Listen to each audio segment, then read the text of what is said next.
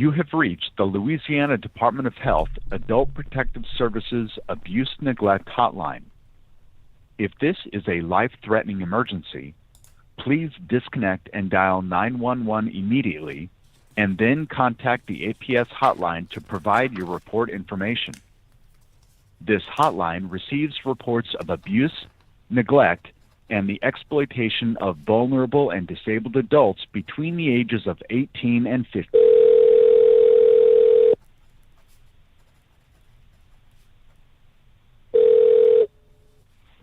Adult Protective Services, Tracy speaking. How may I help you? Hi, I'm calling after being referred to this line by the Department of Children and Family Services via parent line that they have. They said that you guys might be able to help. I'm an adult disabled child receiving Social Security reference DI. I'm calling in reference to issues with my caregivers. Is this the non-emergency line, or is this just the hotline? It's just the hotline. Okay, they gave me the number, and I was under the assumption it was a non-emergency line. Do you have a non-emergency line you can give me that I could connect to? No. I mean, if there's allegations of abuse and neglect, this is the call. You will contact us so that we can process a report. And if the report is accepted as a case of abuse or neglect, then an investigation will be followed through. Okay. All right, then I probably should start with you guys then. Okay. Let me get some information first. Can I place you on a brief hold, okay? All right. All right.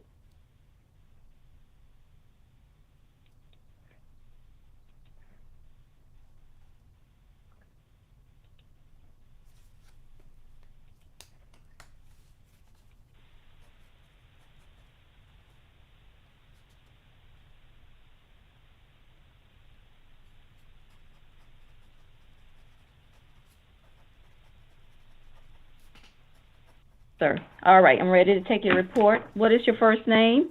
Jeffrey, Jeffrey. Okay, last name? Bodin, Bodin. Bodin? Yes, ma'am. Okay, all right, just want to make sure. All right, and a number that you can be reached, Mr. Jeffrey?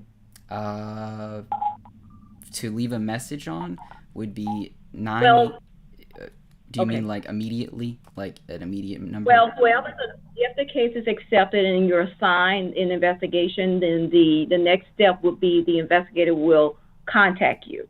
You're the reporter. You're the person being abused, correct? Yes.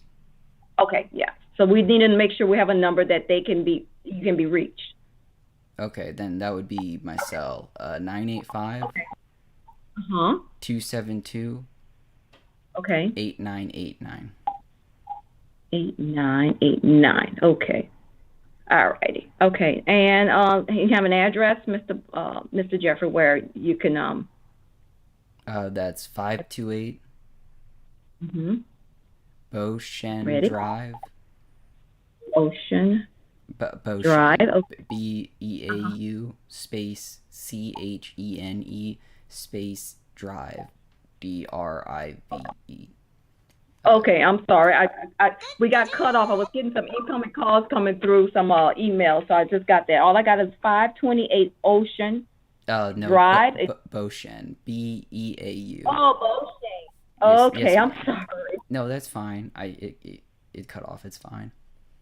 Okay, all right. So it's BEAU. Yes, ma'am. And then you spell what? CHENE. Okay. And then another space and then Drive. Okay, got it. And you're in, where is this located? A subdivision? The name of the town or city? Oh, Mandeville, Louisiana, 70471. Okay.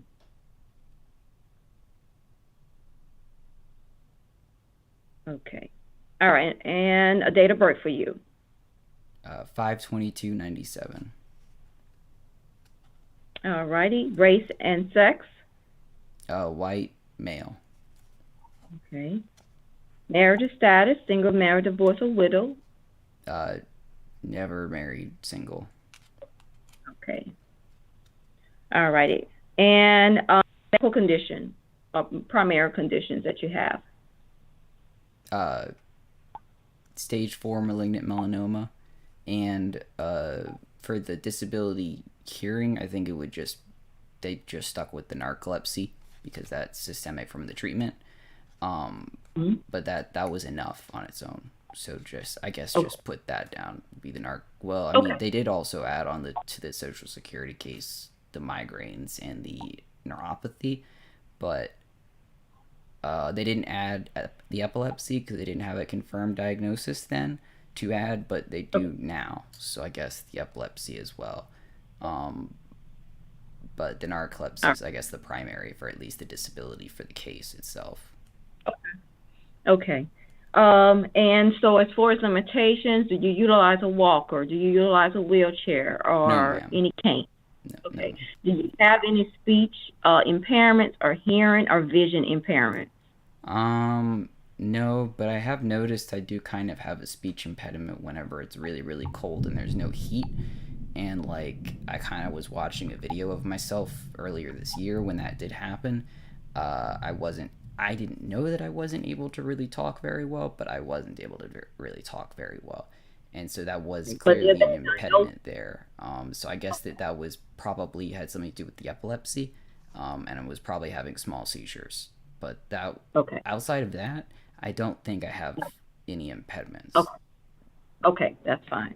Now, you receive Social Security or any type of disability? Yes, and if so, disability, yes. Do you manage your money, or does anyone? I manage my money.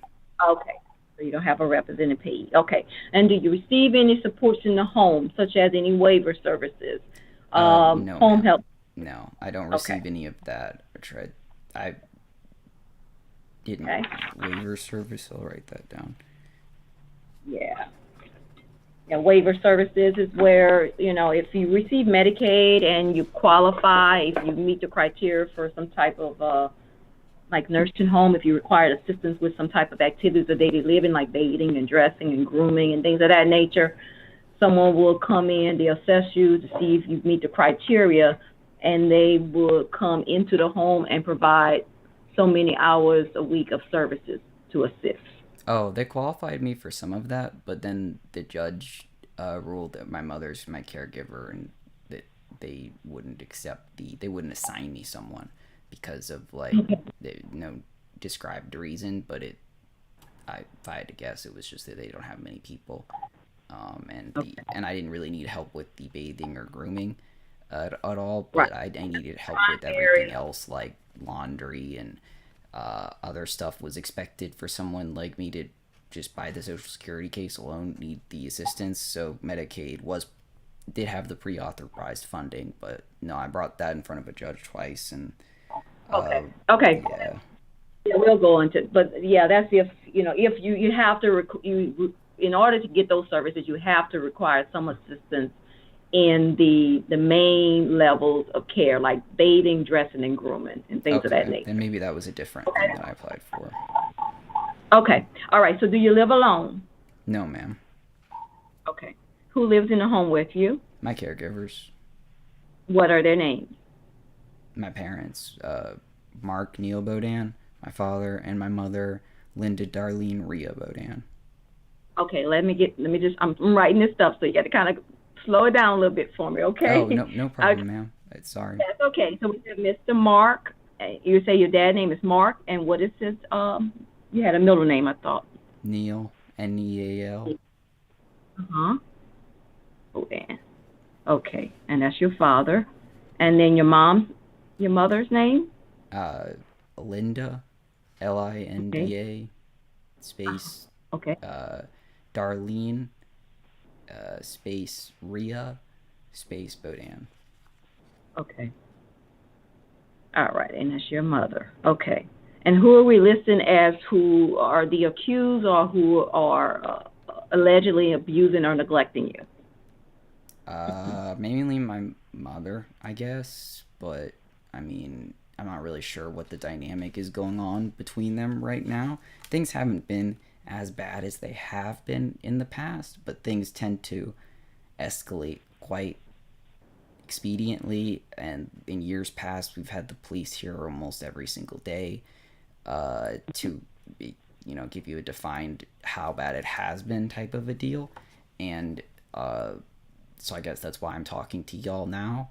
In this last year, I'd say my mother's had definite issues that I've noticed with alcohol.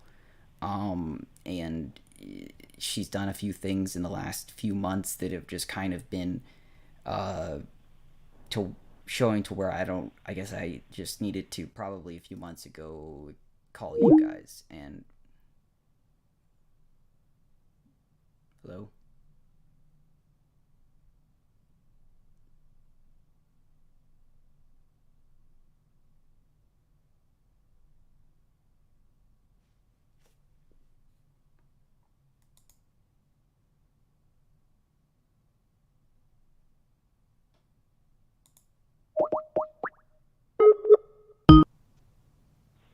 You have reached the Louisiana Department of Health Adult Protective Services Abuse Neglect Hotline. If this is a life-threatening emergency, please disconnect and dial 911 immediately, and then contact the APS hotline to provide your report information. This hotline receives reports of abuse, neglect, and the exploitation of vulnerable and disabled adults between the ages of 18 and 59. Please hold for the next available intake specialist.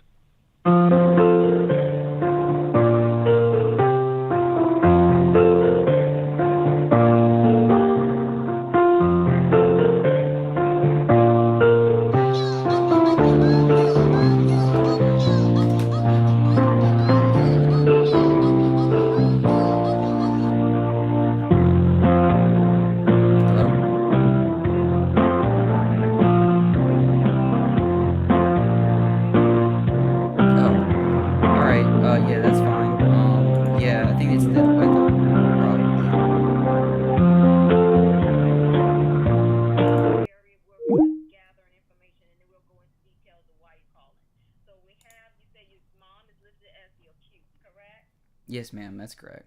Okay. And what is the number that she can be reached, or a number that we can reach her? 985-264 5277. Okay. So her name is Linda Bodin, and the number is 985-264-5277, correct? Yes, ma'am. And is there another person that's listed, or that she's the only alleged perpetrator that we're calling in reference, correct? Yeah, probably just her. Yeah. All right. Now the next question is: are you at imminent risk of harm at this time, and is the situation life-threatening? No, not at this time. I'd rather keep it de-escalated. That's why I'm trying to find out a way to call and make sure that it doesn't get escalated really fast. Okay. What are there any safety issues that the APS investigator needs to be aware of when they come to the home, such as is there any clutter in the home? Is there any fire hazards, dogs in the home, things of that nature? There's some cats. There's no dogs. There's no other pets. There's no other animals. There's no issues with vermin. There's no issues with mold. There's no issues with clutter. There's no fire. There's no blockages or blockades or anything like that. There shouldn't be anything like that. The only thing would just be that times my mother's kind of like not handled things and lashed out and stuff, and there's been assault and battery stuff in the past. But I don't want. If you guys do come, it would be better not to do it while she's here. Okay. All right. So, has law enforcement been notified of the allegations that you're about to talk to me about today? Yeah, I mean, I've sent a tip in about alcohol and her not buying food that she's paid for. That was in probably February, and that was when things weren't very good. She has kind of issues with, I don't know what it would be to describe because she's been cleared for mental health issues, but it would be things like she turns off the heat, and she has kind of an obsession about the heat and the heat turning on even during the coldest parts of winter, and her like breaking the heat to where it doesn't turn on at all.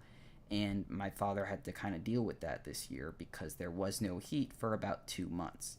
And it during the coldest parts of winter for this area, and that was very bad for directly with my epilepsy. That can't occur.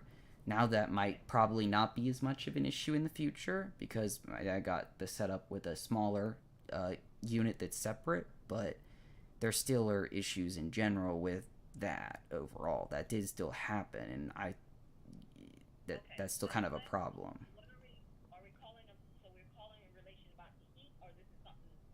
Oh, this is something more. This is something more recent, and that's why I'm calling. That's just context for the because you asked about the last time I had informed law enforcement. Uh, the a few 3 weeks or so ago, maybe 4 weeks about now, the one of the rooms upstairs was locked, and now I have no access to it, and that's not a good sign. That's actually very uh, that's a bad sign to me because another one of the things that my mother has always kind of fixated on has been uh, basically like removing the amount of space that I have the ability to claim usage of and things, even though I pay and they had agreed to as part of a rent agreement with Social Security for that space as well, and that space is also used by my sister. And I don't know who put the lock on it, but someone did, and I didn't want to bring it up to either parent to without some sort of law enforcement context already there present because I don't want to escalate things because there could be significant risk of them snapping or something. There's two rooms that are north facing that are essentially bedrooms. They're two north facing bedrooms. That the door to enter them are north facing, and the closest north facing room that's to the uh, east of the bathroom upstairs on the second floor. There's a single full bath, no half baths, just a single full, and it also has a door entering it to face north. And so there's one corridor, and to the right of that bath is the room in question. It had its previously enterable space that I still have paid them for. It now replaced with a different, like, still like circular handle, but like now it has a lock on the handle, and I just didn't want to say anything. Yes, yes, ma'am.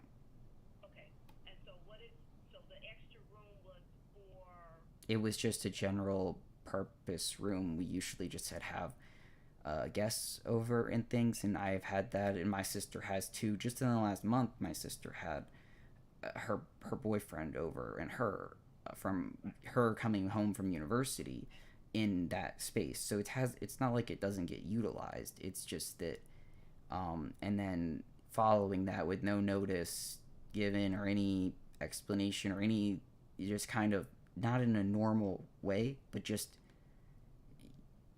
now there's denial of entry to it and still no notice or anything, and it's been a while. That's kind of concerning. It leads to the normal thing that my mother's fixating on something to do with rent and things because she's done that before. She's that directly regarding her last year when I had to call the police because she was slamming a door into my head because she was fixating about trying to get me to move into an apartment that she had tried to set up on her own. It was never going to happen because it was like something with her, and that was bad. That was bad. That was bad. The whole the deputies were responding to that and stuff, and they were aware of me being taken to that apartment by my mother the next day, which she just dumped me there basically so that I could like discuss it with like the people who own and run the facility. And it wasn't like an assisted living facility or anything. It was a normal apartment complex which I clearly didn't qualify for. That they were definitely not going to, allow me to be there, especially considering the circumstances.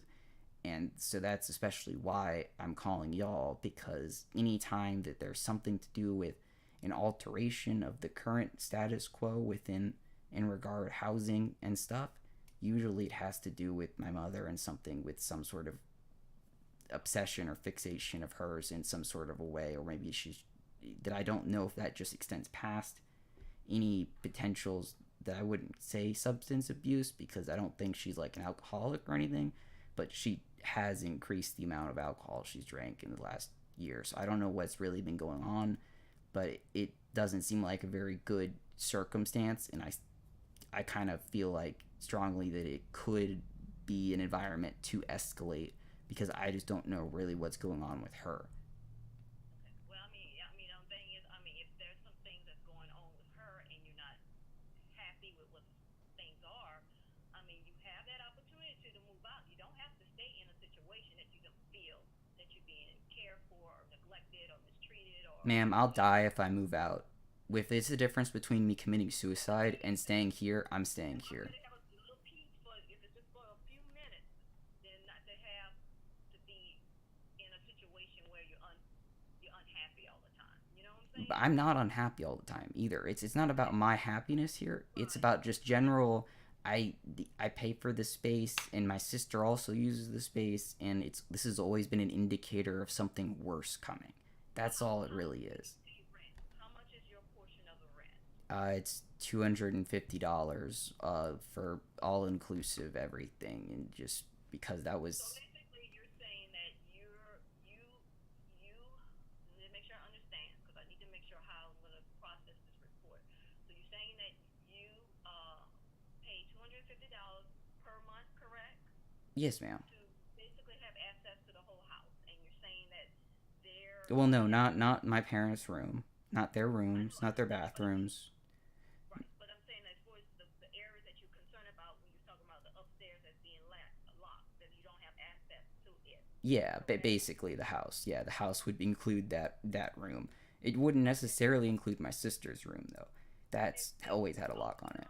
And what did they say? Did you talk to them about? No, that's why I contacted the DC, the Department of Children and Family Services through their other line, and then they referred me to y'all. I wanted to make sure that I had more information and some sort of a thing in first, just so that I wasn't talking to them and then they lash out, or they escalate things and then things get worse, because that could happen. That has happened in the past when I've tried the whole talking to them at first type of a thing. Usually I am less able to then sufficiently respond in a less escalatory way with like the aid of like law enforcement and stuff.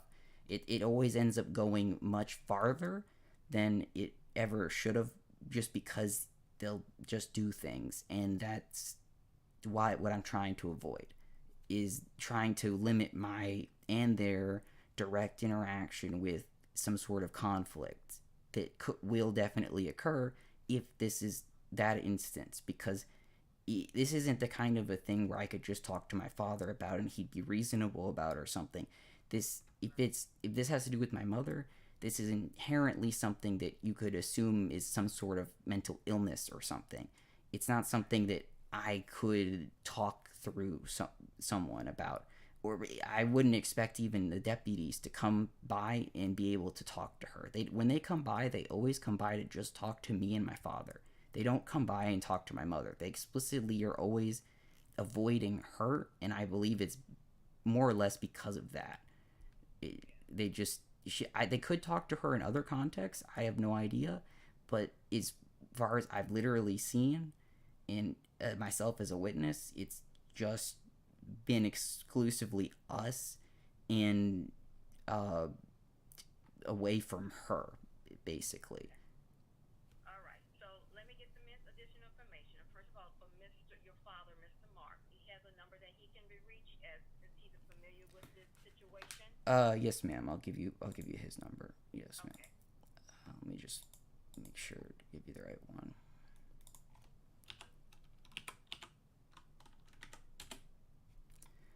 His mobile is 985 237 8363.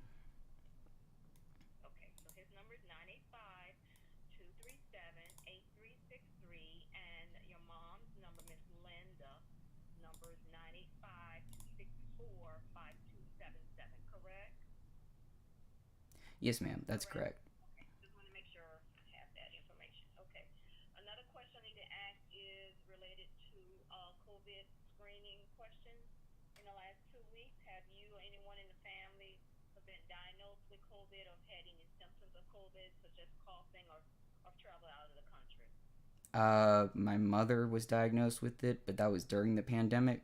The real. No, I'm talking about just only in the last 2 weeks. Oh, only in the last 2 weeks. Oh, no. Okay, okay. Highest level of education for you, Mr. Some college.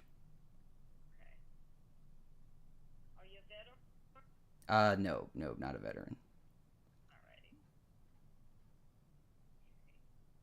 All right. Is there anything else I need to add before I end this call so I can process this report? My parents are very educated, so I mean, I don't know if that's a notation, but that's that. They worked in law. My father's a lawyer. My mother's a paralegal. She doesn't practice, and I don't think she holds a license for that since I was born. But I don't know if that's a sub, if that's a notation that's added. Sometimes that matters. That's all, I guess. I don't really have. I don't really know anything else to really say. Okay. Alrighty then. Well, I'll enter this information in, and if the case is accepted, then someone will call you at the number that you provided to me. Okay? Okay. Okay. Thank you, and you have a good day. All right? You too, ma'am. Thank you. Bye.